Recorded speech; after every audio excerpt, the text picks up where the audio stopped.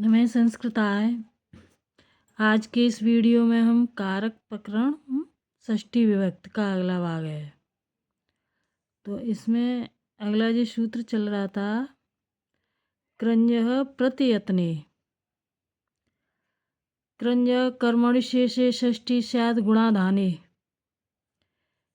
यहाँ पर प्रत्ययत्ने, प्रत्ययत्न का अर्थ है गुणाधान, किसी वस्तु में अन्य गुणों की स्थापना करना, जैसे जल में उष्णता पैदा करना। तो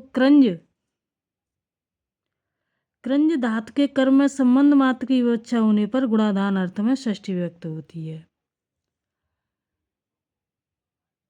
तो ये अर्थ की संस्कृत है, यहाँ से लेकर यहाँ कर क्रंज धातु में और उसके कर्म में संबंध मात्र की विवक्षा होने पर गुणाधान अर्थ में षष्ठी विभक्त होती है। गुणाधान में षष्ठी विभक्त स्याद होती है। एधोदकस्योपहकरणम। तो यहाँ पीछे वाला जो सूत्र षष्ठी शेषे में दिया हुआ है, तो इसकी व्याख्या उसमें मिल जाएगी।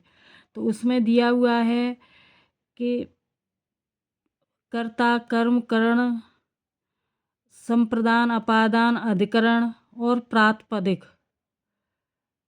से स्व और स्वामी का संबंध हो, वहाँ षष्ठी विभक्त होती है। ये था षष्ठी शेषे में। आगे सूत्र है रुजार्थानाम भाववचनानाम मज्वरे।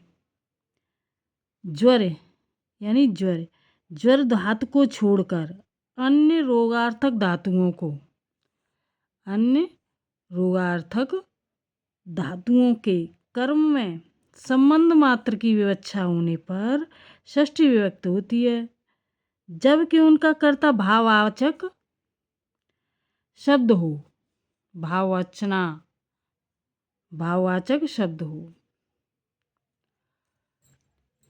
आगे है इनके उदाहरण।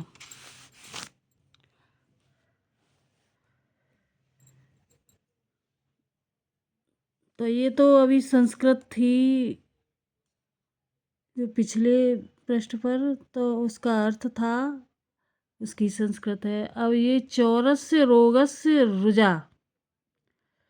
तो रोग द्वारा की हुई चोर की पीड़ा, रोग द्वारा की गई चोर की पीड़ा। यहाँ भाववाचक रोग शब्द रुजा अर्थात पीड़ा का करता है, रुजा अथवा पीड़ा का करता है और पीड़ा का कर्म है, उससे संबंध मात्र की विवक्षा में षष्ठी विभक्त हो जाती है। तो रोगस्य और चौरस्य दोनों में ही। आगे है अज्वर संताप्यो ऋतवाच्यम। रोगस्य चौर ज्वरः चौर संतापो वा। तो सूत्र में अज्वरे, इसकी व्याख्या देखो, यहाँ अच्छी तरह और देख लो, यहाँ कहीं है देखना। हाँ, तो सूत्र में अज्वरे के स्थान पर अज्वर संताप्यो यह करना चाहिए, अर्थात ज्वर और संताप धातु को छोड़कर। इसलिए रोगस्य चौर ज्वर अथवा चौर संताप, यहाँ चौरस्य ज्वर चौर चौर ज्वर यानी में इस नियम की षष्ठी नहीं हुई, अपितु षष्ठी शेषे से षष्ठी विभक्त हुई तथा चौर ज्वर में षष्ठी समास हो गया। इस सूत्र से षष्ठी होने पर तो समास न होता। देखिए पृष्ठ 55 टिप्पणी, इन एक के बाद एक सूत्र जुड़े हुए हैं इनमें। यहाँ भी अर्थ उसी प्रकार होता है, रोग द्वारा किया हुआ चोर संबंधी ज्वर और आदि, इस तरह से है यहाँ पर। रोग कृतक चोर संबंधी ज्वरादि किमित्यर्थ। आगे है अब ये आशीष नातः। सूत्र में आशीष शब्द का प्रयोजन है यह कि जब कि नाम धातु, ये नाथ सॉरी नाम नहीं, नाथ धात आशी अर्थ में होती है। आशी अर्थ नात्यते शेषे कर्मण स्यात्, तभी उपयुक्त नियम से षष्ठी होती है, अन्यथा नहीं। जैसे सर्पिशो नाथनम अशीषित किम,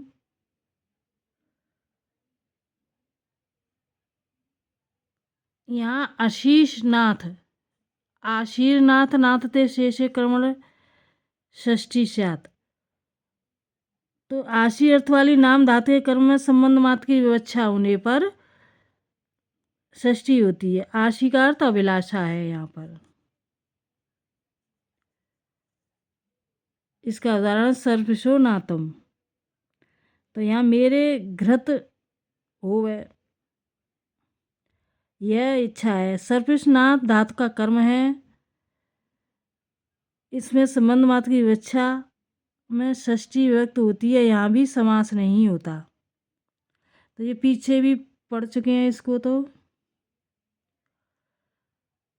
सर्पिशो आशीषित किम, सूत्र में आशीष शब्द का प्रयोजन है यह कि जब नाथ धातु आरसी में अर्थ में होती है तभी उपयुक्त नियम से षष्ठी होती है। इसका अर्थ है माणवक संबंधी याचना, माणवक नाथनम तत्संबंधिनाम याच्येत्यर्थः। तो माणवक संबंधी याचना या माणवक से कर्म में संबंध मात्र की विवक्षा में षष्ठी से षष्ठी विभक्त होती है और षष्ठी समास हो ही जाता है। जास ने प्रहड़ नाटकात पिशाम हिंसायाम,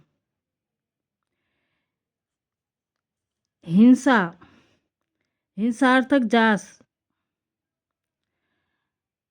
यहाँ देख लो और अच्छी तरह, यहाँ कहीं दिया हुआ है देखो, हिंसार्थक जास ऋजंत जस ताड़ने तथा जस हिंसायाम नि तथा पूरक हन नाट यानी ऋयंत नट क्रात ऋजंत कृत पिस, इन धातुओं के कर्म में संबंध मात्र की विवक्षा होने पर षष्ठी विभक्त होती है।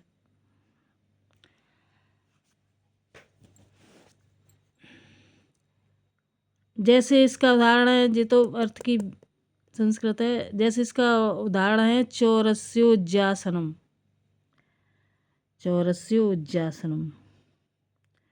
तो यहाँ चोर संबंधी हिंसा, यहाँ चोर उज्जासन का कर्म है, इसमें संबंध मात्र की विवक्षा होने पर उपयुक्त नियम अनुसार षष्ठी विभक्त होती है। निप्रो संहितौ विपर्यस्तौ व्यस्तौ वा, नि और प्र उपसर्ग इसी क्रम से मिले हुए, विपरीत क्रम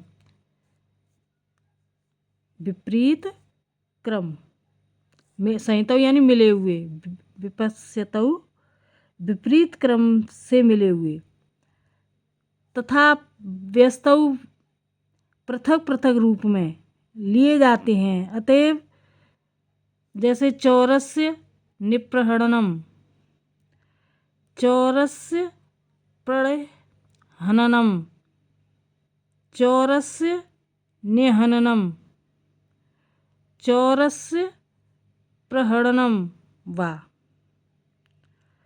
तो सर्वत्र षष्ठी विभक्ति होती है इनमें। चौरस से इन सभी उदाहरणों में चौरस लगा दो, इनमें सब में चौरस, तो यहाँ तक षष्ठी विभक्ति होती है। आगे है नट अवश्य अंदने चुराद, तो चुराद गण की धातु ली जाती है, चुरादगण चुर धातु की धातु ली जाती है, वहाँ अब स्कंदन का अर्थ नाट है, नाट्य, अवस्कंदन, यहाँ का होगा, अवस्कंदन, यहाँ का अर्थ नाट्य है, किंतु उपसर्ग लगने से इसका अर्थ हिंसन हो जाता है। इसी प्रकार चौरस्य, चौरस्यो नाटनम, चौरस्य क्राथनम,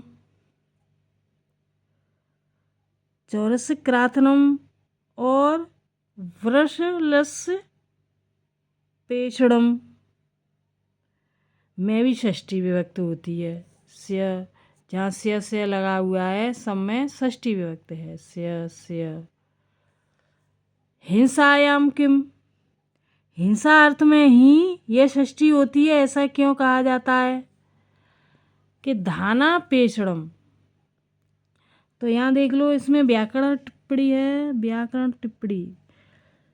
धानानाम पेषणम, यहाँ कृदंत के योग में ही कर्त क्रमणो कृत यानी 52 अथवा षष्ठी शेषे 75 से षष्ठी होती है, यानी एक के बाद एक इसमें सूत्र जुड़े हुए हैं, तथा यहाँ षष्ठी समास हो जाता है। जा से ये भी शॉर्ट में लिखा है 86 इत्यादि सूत्र से यहाँ षष्ठी होती है, यहाँ षष्ठी समास नहीं होता, यह कहा जा चुका है।